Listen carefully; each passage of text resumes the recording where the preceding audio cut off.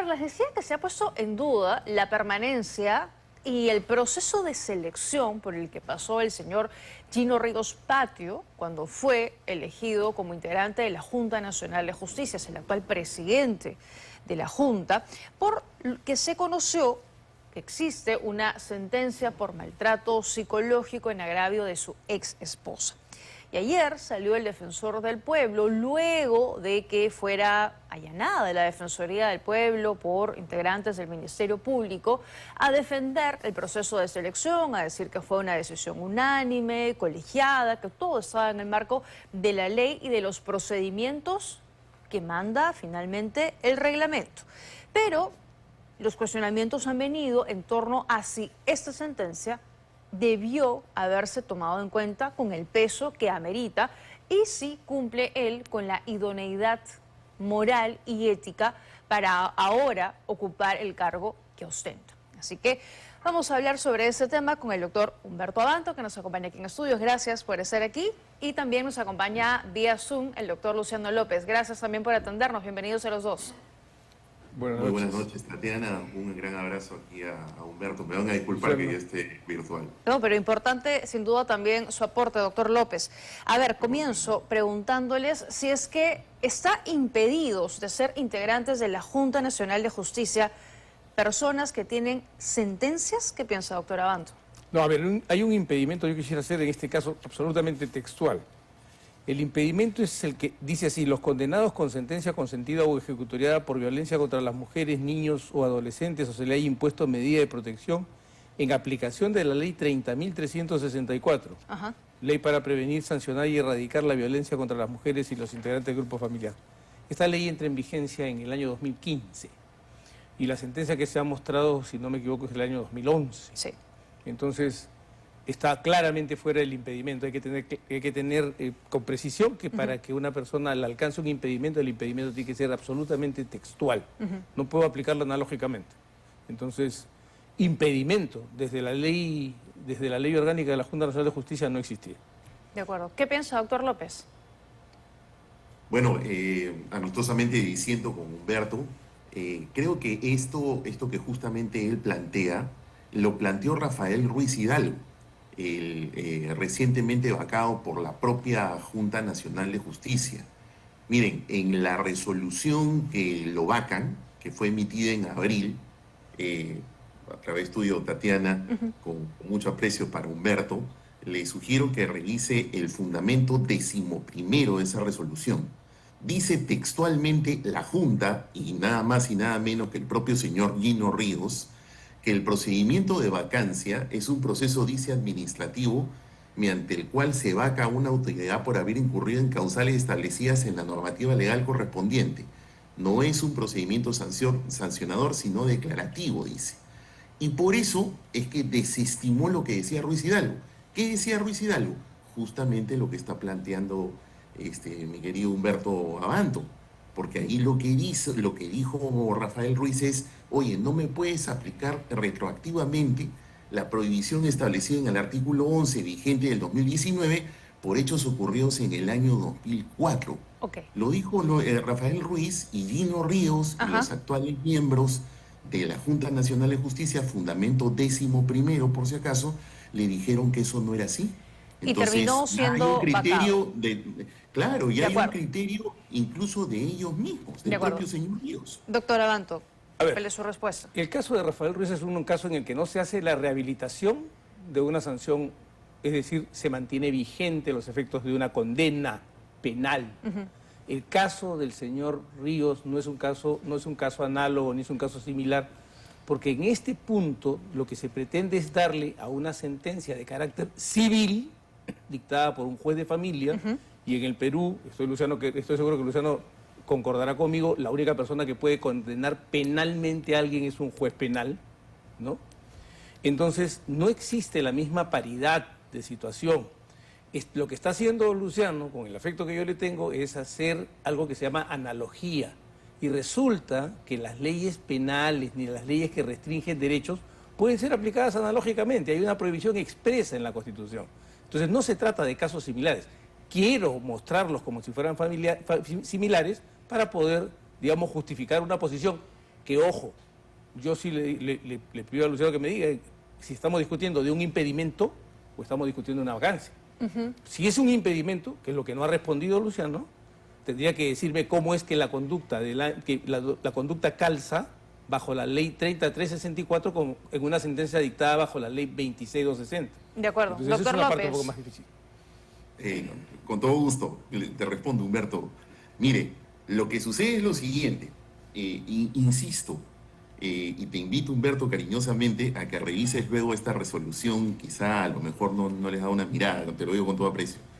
Lo que sucede es que justamente no estoy haciendo ninguna cuestión analógica, ni tampoco es que esté diciendo que exactamente el caso de Ruiz Hidalgo, sino que estoy haciendo alusión a lo que el propio señor Ríos y sus colegas rebatieron el argumento de Ruiz Hidalgo cuando se refirió a la retroactividad, no al tema de su condena. Eso fue una discusión diferente. Y ahí, claro, naturalmente discutieron ese aspecto. Entonces, te digo concretamente, en esa resolución, en este fundamento, respondieron que eso no era así. Para entenderlo, No dice entonces, el señor Ríos. doctor López, usted dice que basándose en esta decisión que ya tomó esa misma Junta, esa resolución del señor No Gino hay Ríos podría aplicación usarse, retroactiva. pero podría usarse en su Exactamente, contra también. Claro, porque lo que sucede es que Rafael Ruiz Hidalgo, más allá de que efectivamente, como bien dice Humberto, él tenía una condena penal que es otro rollo, lo que sí tiene similar en la discusión actual, aunque Ríos todavía no ha dicho nada, ¿no? Pero al menos en la discusión actual entre especialistas está en una supuesta aplicación retroactiva. Eso es lo que yo me estoy refiriendo. Y esa respuesta sobre la retroactividad, Ríos y compañía le dijeron a Ruiz Hidalgo: no, Rafael, eso no se puede aplicar, este procedimiento no tiene una aplicación retroactiva, y les vuelvo a repetir, está en el fundamento 11º.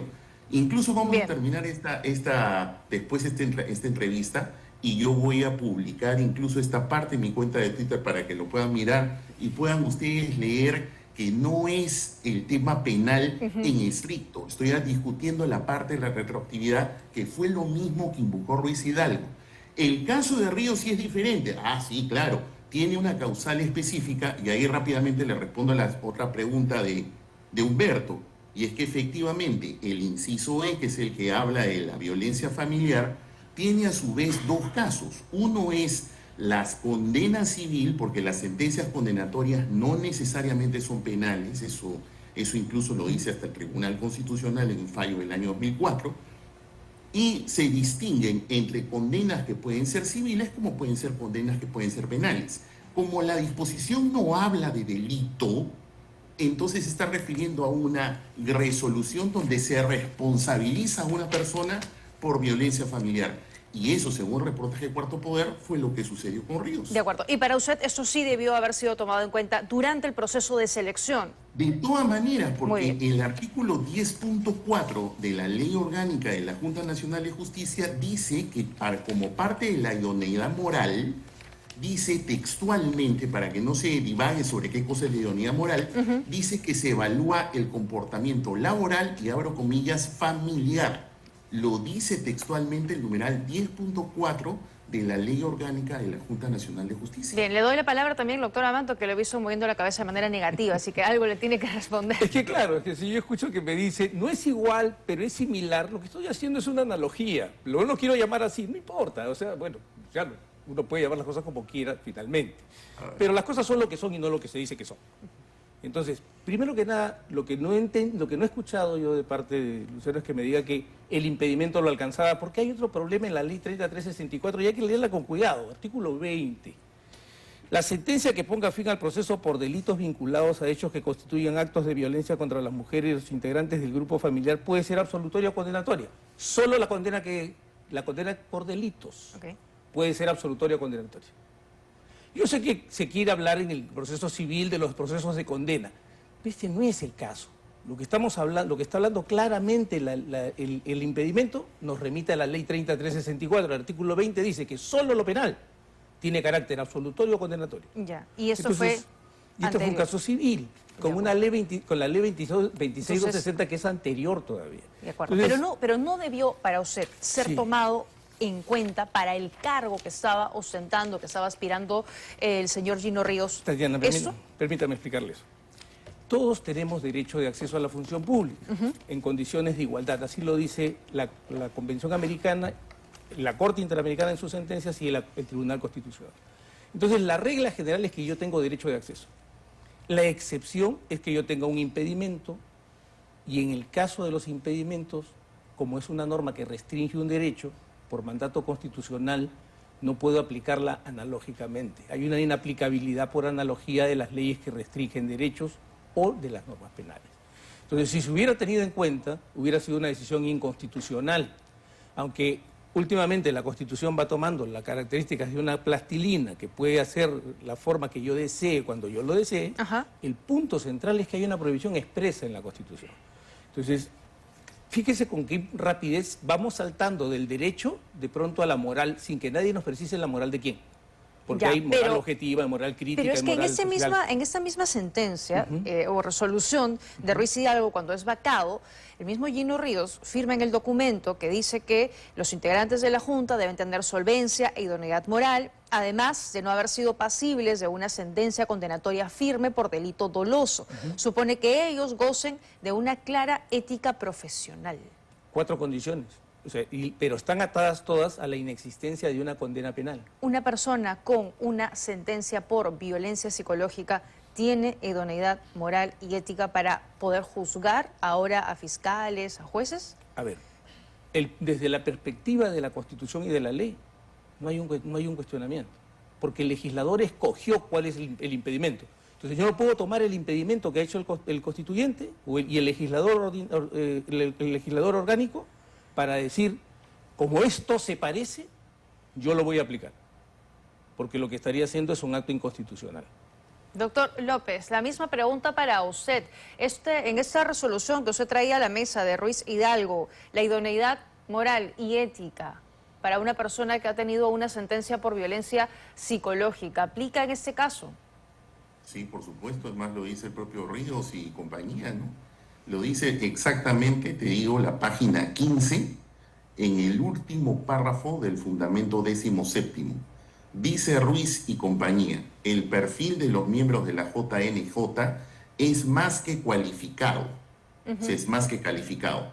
Pues si a un juez del Poder Judicial o a un fiscal del Ministerio Público se le exige una conducta moral intachable y un solvente conocimiento jurídico, a los miembros de la JNJ se les exige demostrar e inspirar un actuar íntegro, trascendente y ejemplar, así como cumplir los altos estándares de conocimiento jurídico y, ojo, e idoneidad moral. Claro, eso es lo Y que para afirma que no Gino se Ríos. divague sobre qué cosa es idoneidad moral, vuelvo a repetir, el numeral 10.4 de la Ley Orgánica de la Junta Nacional de Justicia dice: para ser miembro de la Junta Nacional de Justicia se requiere tener reconocida trayectoria profesional y solvencia y idoneidad moral, y dice: para evaluar la solvencia y idoneidad moral se toma en consideración el comportamiento familiar. No Ok, me lo estoy entonces para inventando, usted, está en la ley. sentencia por violencia ya invalida esto. Exacto, pero no solamente eso, y le respondo hace un momento lo que me preguntaba Humberto. ¿Cuál es la causal de vacancia? Ya la digo. 18, el artículo 18, inciso G. ¿Qué dice?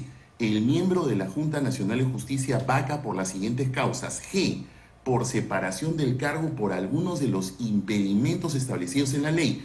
¿Cuál es el impedimento? El que está en el inciso E, porque dice, tiene 2 supuestos, Humberto, no tiene uno. Dice, los condenados con sentencia con sentido ejecutoriada por violencia contra las mujeres, niños y niñas no adolescentes, y luego tiene una O, no tiene una I. Ya. Es decir, o es uno o es lo otro, y dice o que se le hayan puesto medidas de protección Pero con la ley 3364. Pero es verdad que este caso, doctor López, es del 2011. Nos guste o Sí, no, en aquella oportunidad eso no era exactamente. un delito, no era una falta. Es que yo no estoy hablando de delitos, porque como la ley, ¿por qué? Porque el inciso D se refiere a los casos de delitos. Ok. Dice, los condenados con sentencia con sentido de ejecutoriedad por la comisión de delito doloso. Ajá. Entonces, cuando se refiere al inciso E, ya no se está refiriendo a delito, pues, porque para eso está el D, o sea, el anterior. Entonces, ¿cómo se lee esto? A los condenados civilmente por violencia contra las mujeres. Es decir, responsabilidad profesional sobre ese tema. Por eso decía que cuando Rafael Ruiz, que sí tenía una condena penal, otro supuesto, correcto, pero él más allá de lo de la condena, él decía, oye, pero a mí no me puedes aplicar a un hecho del año 2004, porque a él se le condenó en el año 2004, él decía, a un hecho del 2004 no me puedes aplicar esta ley que no entró en vigencia en 2015, sino en el 2019. Y Ríos y compañía, en el fundamento 15º, que es mucho más extenso, yo leí una pequeña parte, pero en ese fundamento van y dicen, oye, ¿sabes qué? En realidad este tema de la retroactividad no aplica. La verdad, por temas de tiempo, obviamente, yo entiendo, estamos en televisión, Sí. tendría que leerlo todo, por eso es que después lo voy a publicar en mi cuenta de Twitter. Y le voy a dar... ¿Qué tal si se lo decimos, que Ríos lo diga? Porque Ríos lo puso. Bueno, Ríos todavía no está dando declaraciones. Le voy a dar la palabra al doctor Abanto, que también está revisando sus documentos para responder. A mí, digamos, más que citar a Ríos como si fuera el Tribunal Constitucional, el intérprete de clausura, para un caso que no tiene relación con el suyo, es capricho argumental. El punto sencillo es este. Para que haya condena en la 26260 se necesitaba la intervención del juez penal. Yo sé que se quiere jugar, repito, con el concepto del proceso de condena, porque dentro del proceso civil se entiende, o se dice que hay procesos de conocimiento, procesos de condena, procesos cautelares, procesos interdictales. Ese es un juego de palabras. Lo que está haciendo la ley es claramente remitirlos a la ley 3364.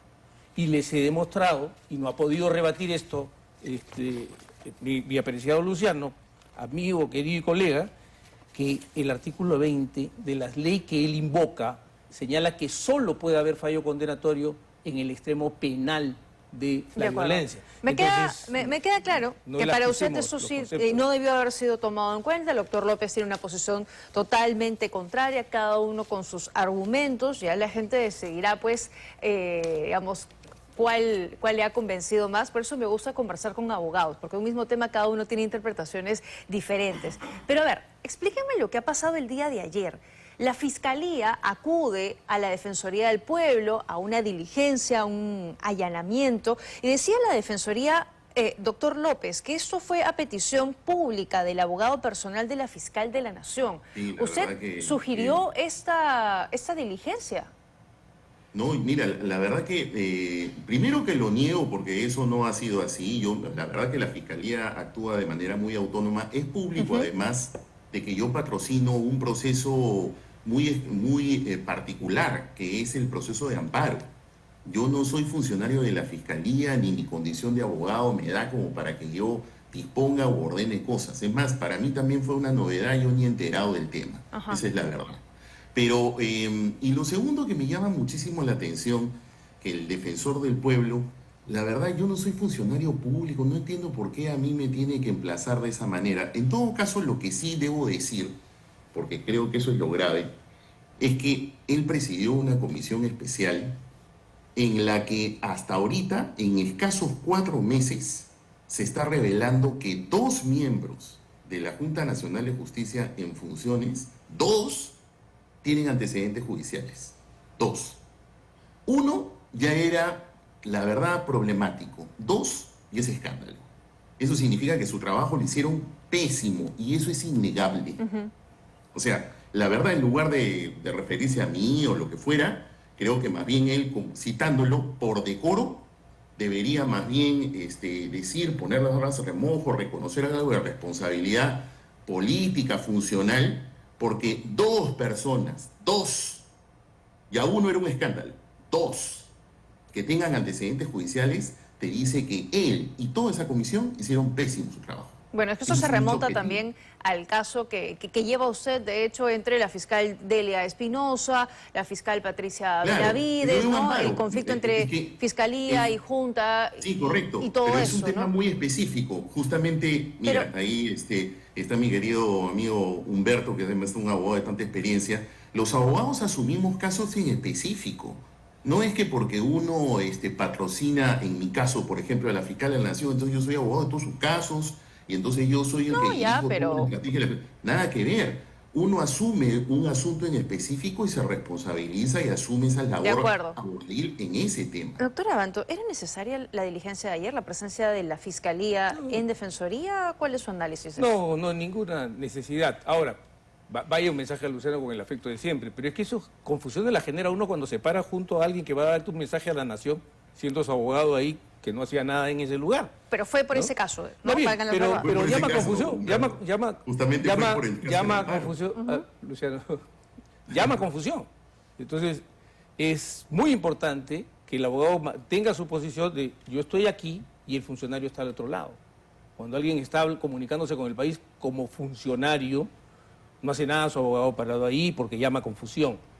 Entonces, porque parece ser el respaldo del funcionario. Ya, pero esa confusión, Pero digamos, segundo, que recaiga en el defensor. entonces, como lo era la anterior. Entonces, el punto es este. Y había necesidad de estos allanamientos. Parece un acto de desesperación en el propósito de destruir cualquier cuestionamiento y de aplastar a cualquier disidencia. Un acto que para mí tiene unas connotaciones estalinistas en la manera en que se maneja el poder de persecución penal en el país. Entonces, y hace mal a las instituciones. No hay un tema penal ahí, ¿no? Por eso, pues. Pero o sea, por eso me llamaba un poco la atención también, ¿no? O sea, ¿qué hacía ahí la Fiscalía? es que hemos llegado a un punto en el que cualquier cosa que quiera la fiscal de la Nación se convertirá en delito y en objeto de una investigación penal. Doctor López, ¿usted sí coincide o sí piensa que esto tuvo que haber sido tomado en cuenta por la comisión seleccionadora y que ahora hay causales de vacancia? ¿Le alcanza responsabilidad al defensor del pueblo y o a los integrantes de la comisión seleccionadora?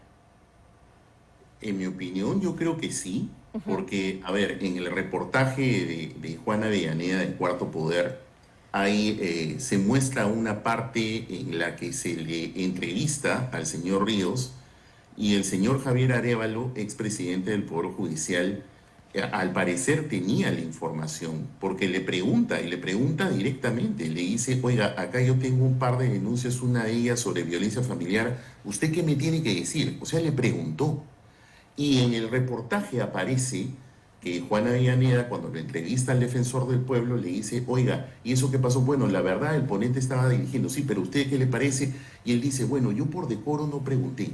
Y entonces yo por eso que lo que decía hace un momento, y lo dije también públicamente, quizá el defensor se refiere a eso, es de que eso no es un simple desaguisado en una declaración pública, sino de que es una ilegalidad, porque como me dije hace un buen rato, el numeral 10.4 del artículo 10 de la Ley Orgánica de la Junta Nacional de Justicia dice que para verificar la idoneidad moral se verifica el comportamiento familiar. Entonces todos los que están sentados en la mesa son abogados. Si escuchan que el presidente del Poder Judicial le está preguntando al postulante por una denuncia de violencia familiar y el otro comienza a hablar de su divorcio y de cualquier otra cosa y da vueltas, cualquiera voltea la cara y le dice, oiga, pero un ratito, nadie le está preguntando su divorcio. ¿Es verdad que usted tiene una denuncia por violencia familiar? Porque tenía que verificarse el comportamiento familiar y eso no es una especulación, es un hecho objetivo que está en el numeral 10.4 del artículo 10. Por eso yo públicamente dije, eso es una ilegalidad. Y la ley orgánica de la Defensoría del Pueblo dice que incluso es una responsabilidad del defensor del pueblo actuar con negligencia. Bien, por eso para usted sí hay responsabilidad. Por supuesto, porque él es abogado, ni decir que no lo es. Escucha violencia familiar, yo paro la oreja, volteo y le digo, si estoy escuchando que me está hablando del divorcio, que sí, de cualquier cosa, me pregunto, oiga, ¿qué cosa es violencia familiar? ¿Cómo es eso? Responda usted.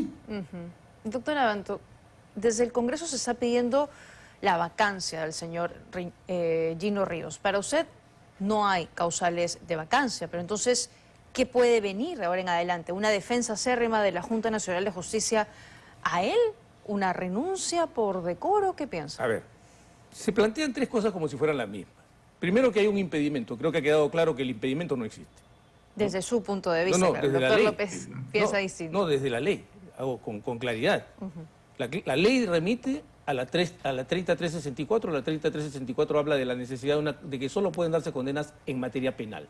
Entonces, la condena no existe. Según, se confunde vacancia. Y dice entonces, no, vamos a remitirnos en la vacancia al impedimento. O sea, nos estamos remitiendo al vacío. Y luego viene, como no alcanzan los argumentos, viene un tercer argumento. Que venga la renuncia por decoro, que venga la renuncia por una cuestión ética. Ética moral, sí. Ok. Pero la pregunta puntual es, cuando hablamos de controles éticos, ¿estos controles éticos también están remitidos a la ley o no? Ojo, no es la ética que a mí se me ocurre, no es la ética que yo quiera escoger, es la ética que el legislador ha escogido. Y cuando hablo del juicio de idoneidad, que es, lo sabe Luciano, un concepto jurídico indeterminado que se tiene que encajar en los conceptos, esa idoneidad familiar está circunscrita a la limitación que puso el legislador. Entonces yo no puedo ampliarla. De acuerdo. Puedo desear que se amplíe, pero ese no es el ámbito que estableció el legislador. Para usted, doctor López, ¿cuáles serían los escenarios en este contexto? En principio que creo que ni siquiera deberíamos estar en esta discusión. Lamentablemente en el país se ha perdido, como el propio defensor equívocamente lo ha dicho, el decoro. Creo que en otras épocas hubiera sucedido una situación de esta naturaleza y renunciaba. O sea, esa es la verdad. Y vuelvo a insistir, tan gaseoso no es el concepto de idoneidad moral en la ley orgánica de la Junta Nacional de Justicia, que por eso el numeral 10.4 te dice cómo la puedes objetivar y te dice que se tiene que evaluar el comportamiento familiar. Y esta misma junta que preside el señor Ríos, como di lectura hace un momento, dice que el perfil de los miembros de la junta es más que cualificado y por eso que a ellos se les exige más que a los jueces y fiscales que ellos califican. Y eso es verdad, pues. Bueno, es lo mínimo que deberíamos pedir, ¿no? Y creo que en eso sí coincidiríamos todos. Y él cuando menos debería renunciar, porque en realidad es, necesariamente lo que yo digo, tendría evidentemente que estar de acuerdo con eso que ellos mismos han escrito. Por coherencia, muy bien, ni siquiera deberíamos estar en esta discusión. Muy bien. Bueno, creo que lo único que vamos a coincidir esta noche es que sí deberíamos tener a los mejores magistrados y a los mejores integrantes en la Junta Nacional de Justicia. Yo les agradezco a los dos por haberme acompañado esta noche. Gracias. Sus opiniones, sus interpretaciones son valiosas para la gente que nos acompaña, para que puedan ellos mismos entender un poco lo que está ocurriendo y el entrampamiento en el que ahora nos encontramos. Gracias. Y si me permites, muy rápidamente, adelante. Sobre todo que Humberto y yo podemos, y de hecho tenemos posiciones diferentes, pero sin embargo lo que estamos conversando de manera alturada y debatiendo de manera alturada, que eso es lo que creo que retenemos y necesitamos en el país. Podemos pensar diferente, pero los ataques, las pendientes, lo demás es lo de menos. Uno puede discutir de manera alturada y yo por eso le agradezco a Humberto en esta conversación y a ti, Tatiana. No, igual, Tatiana, o sea, muy buenas noches a ambos. Puntual, yo creo que hay que recordar la gran invitación de Lincoln cuando tomó el poder, cuando llegó a presidente y dijo una sola cosa: no tenemos que ser enemigos. De acuerdo, de acuerdo. Vamos a pensar distinto siempre, pero no tenemos que coincidir necesariamente. Gracias, doctor López. Gracias, doctor Abanto. Un gran abrazo.